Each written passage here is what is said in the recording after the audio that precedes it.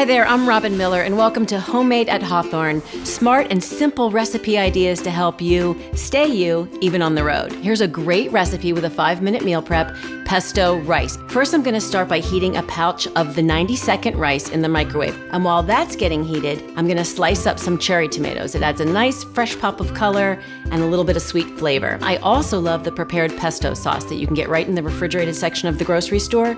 You can certainly make your own pesto with fresh basil, pine nuts, Parmesan cheese, some garlic, and some olive oil.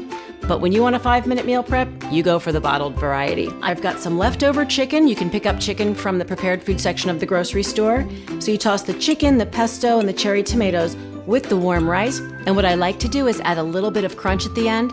So I'm just gonna toast some pine nuts in a dry skillet just for a minute or two until they're golden brown. Sprinkle those over top and you've got dinner in just 5 minutes in your Hawthorn Suites by Wyndham kitchen. For this and other travel-savvy recipe ideas, go to hawthorn.com/homemade.